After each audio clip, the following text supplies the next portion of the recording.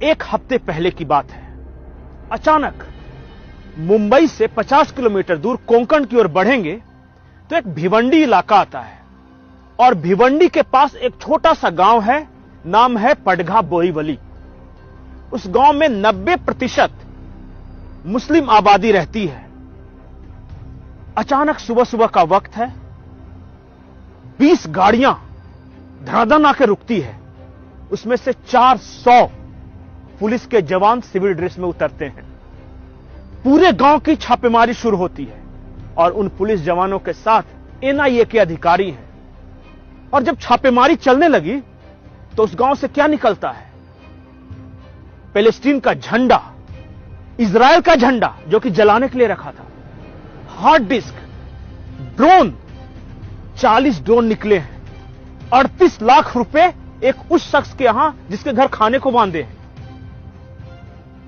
कई आपत्तिजनक सामग्रियां, आईएसआईएस कैसे ट्रेनिंग देता है इसका एक पूरा पैटर्न चार्ट, यह सब कुछ उस गांव से निकला है जिस गांव के बारे में आसपास के लोगों को भी खबर नहीं था कि वो क्या चल रहा है वहां।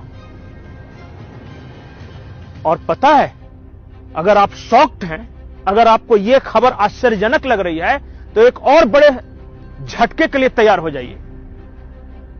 उस गांव में, मुंबई में 40 जगहों पर ड्रोन अटैक करने के लिए ट्रेनिंग दी जा रही थी, पूरी प्लानिंग की गई थी। मुंबई में अब तक का सबसे बड़ा आतंकी हमला होने वाला था, जिसे एनआईए ने समय रहते इस गांव पर छापेमारी कर रोक लिया। 40 जगहों पर ड्रोन से हमले होते मुंबई में, समझिए क्या स्थिति होती। शॉक्ड। एक और झटका है। झटका यह है कि इन सब का मास्टरमाइंड या इन सबको आतंक का ट्रेनिंग देने वाला कौन था? उस शख्स का नाम है साकिब नाचन। साकिब नाचन का नाम आपको ऐसे नहीं याद आएगा। 1991 में मुंबई में बम ब्लास्ट हुआ। एक शख्स पकड़ा गया जिसका नाम था साकिब नाचन।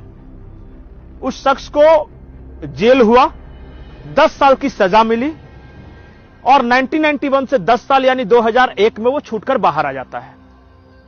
2002 में मुंबई में फिर से ट्रेन में ब्लास्ट होते हैं। मुलुंड में ब्लास्ट हुआ था और भी बोरीवली में ब्लास्ट हुआ था। 2002 की बात है। उसका भी मास्टरमाइंड यही साकिब नाचन।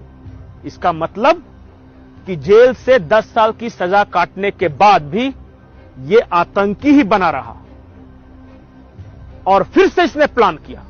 फिर से 2002 में यह पकड़ा गया, फिर से इसे सजा मिली 10 साल की। 2017 में यह फिर बाहर आ गया और 2017 में बाहर आने के बाद 2023 के अंत में यह मुंबई में एक बहुत बड़े आतंकी हमले की प्लानिंग कर चुका था।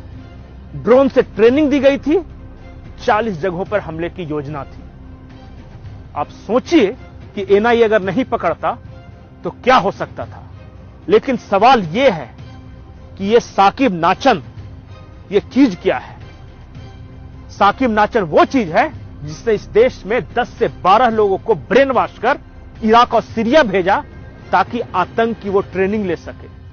साकिब नाचन वो शख्स है जिसने इस देश में, भारत के अंदर आईएसआईएस का एक्सटेंडेड राजधानी बनाने की साजिश रची। एक गांव को राजधानी बना भी लिया, आतंक की राजधानी। अल शाम उस गांव का नाम रखा। अल शाम के बारे में अरब का यह शब्द है। अल शाम का मतलब यह है कि जो अगर अंग्रेजी में कहें तो लातविया, यानी कि 4-5 देश हैं, वो एग्जैक्ट टर्म नहीं आ रहा है, इल से है। आईएसआईएस का पूरा नाम भी पहले आईएसआईएल था, जो लास्ट में इल जो शब्द है वो वही शब्द है अल शाम का। इसका मतलब यह होता है कि सीरिया, जॉर्डन, फिलिस्तीन, तुर्की और कतर को मिलाकर हम खलीफा का राज्य बनाएंगे। वो खलीफा राज्य बनाने की कोशिश में था, इसलिए इस गांव का नाम अल शाम रखा था। अल शाम ये गांव रहेगा, खलीफा के अंडर रहेगा, भारत के महाराष्ट्र के कोंकण का एक गांव। ये है अल सचान। लेकिन अब एक बड़ा सवाल है। बड़ा सवाल यह है कि once a terrorist always a terrorist.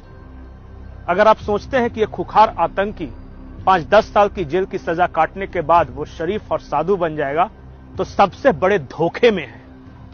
अल सचान का उदाहरण है, 1991 बम ब्लास्ट में पकड़ा गया, 2001 में छूट गया, फिर 2002 में बम ब्लास्ट करता है, फिर छूट जाता है 2017 में, फिर मुंबई बम ब्लास्ट की प्लानिंग करता है। सवाल इस देश के कानून और इस देश की न्यायपालिका से भी है कि इतना खूंखार आतंकी बार बार कैसे छूट जा रहा है। आखिर कौन सा वो कायदा है, कौन सा कानून है जिसकी वजह से इतना बड़ी घटना को अंजाम देने के बाद भी सिर्फ 10 साल की सजा होती है। सवाल कई हैं। सवाल डरने का है, क्योंकि अल सचान अकेला नहीं है। जो एनआईए ने जानकारी दी है उसके अनुसार 10 लोग ऐसे हैं जो कि अल सचान के पैटर्न पे काम कर रहे हैं, देश के अलग अलग हिस्सों में हैं, और इसी वजह से 40 जगहों पे छापेमारी हुई थी एनआईए की 1 हफ्ते पहले। जाकिर नाइक के भाषणों से ये लोग प्रेरणा लेते हैं, ये लोग बम बनाने में एक्सपर्ट हैं, ये लोग ट्रेनिंग देने में एक्सपर्ट हैं, ये लोग ब्रेन वॉश करने में एक्सपर्ट हैं। अगर फिर भी आपको लगता है कि इस देश का कानून नहीं बदलना चाहिए, ये जो ढर रहा है वही चलना चाहिए, न्यायपालिका ऐसे ही खूंखार आतंकियों को 10-10 साल पे छोड़ती रहे, तो फिर तो इस देश का भगवान ही मालिक है। नमस्कार।